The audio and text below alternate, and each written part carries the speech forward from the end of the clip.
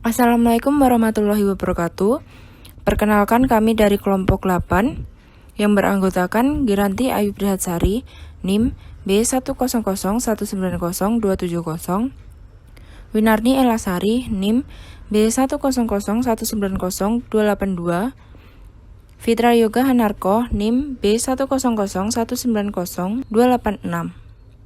Di sini kami akan menyampaikan materi bab 6 mengenai SIM dan infrastruktur teknologi informasi terkait hardware dan software. Pengertian infrastruktur teknologi informasi. Infrastruktur teknologi informasi merupakan seperangkat alat yang terdiri dari perangkat fisik dan aplikasi perangkat lunak yang diperlukan untuk mengoperasikan seluruh perusahaan. Infrastruktur teknologi informasi juga merupakan seperangkat layanan perusahaan yang dianggarkan oleh manajemen dan terdiri dari kemampuan manusia dan teknis.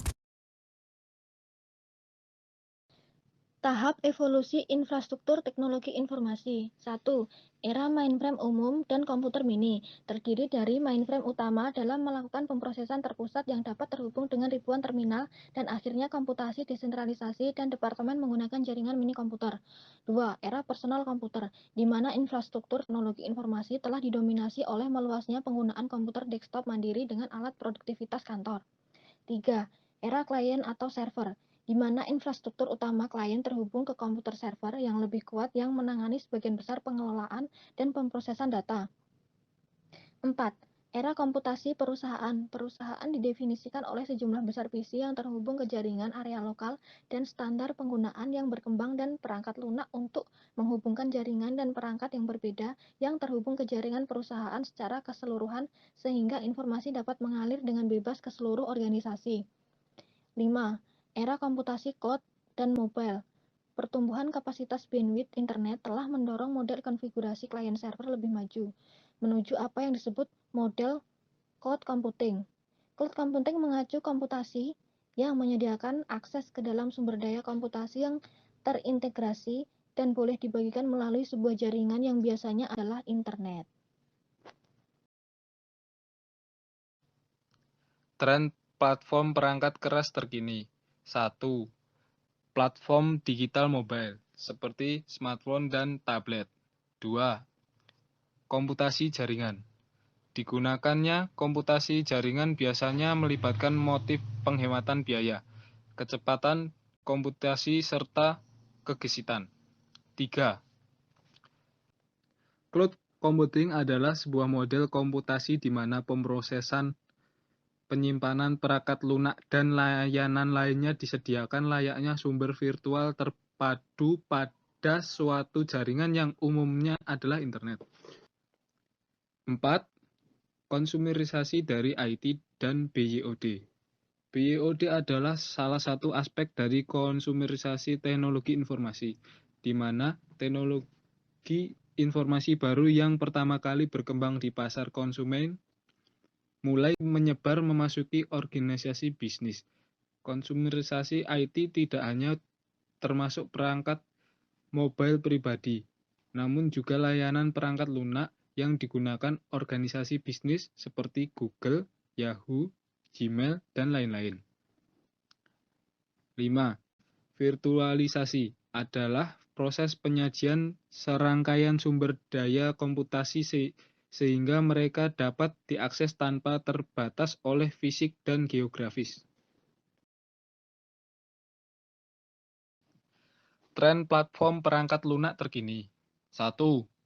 Linux dan perangkat lunak open source. Open source adalah perangkat lunak yang kode sumbernya tersedia secara gratis. Sementara Linux merupakan perangkat lunak open source yang sistem operasinya berhubungan dengan Unix. 2. Perangkat lunak untuk web. Java, HTML, dan HTML5. Java adalah sistem operasi dan prosesor yang berdiri sendiri, serta bahasa pemrograman berorientasi objek yang menjadi pemimpin dalam pengembangan web yang interaktif. HTML adalah bahasa pemrograman yang digunakan untuk mendefinisikan laman web guna menentukan bagaimana tulisan, gambar, video, dan suara ditempatkan pada laman web, serta untuk menciptakan link-link dinamis ke objek ataupun laman web lainnya. HTML5 adalah evolusi dari HTML, memberikan solusi bagi masalah yang memungkinkan kita untuk menempelkan gambar, audio, video, dan elemen-elemen lainnya langsung ke dalam tanpa perlu membebani prosesor. 3. Layanan web dan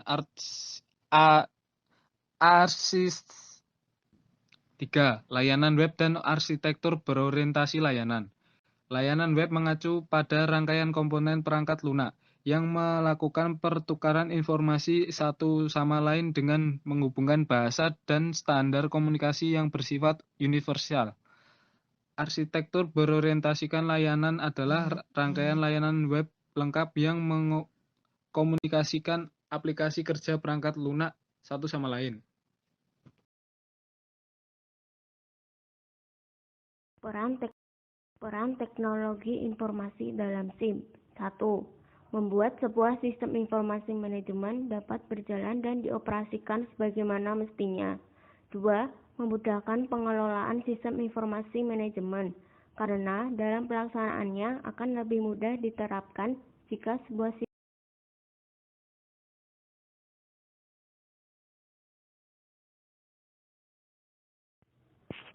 Sekian presentasi dari kelompok kami. Mohon maaf atas kesalahan yang terjadi. Wassalamualaikum warahmatullahi wabarakatuh.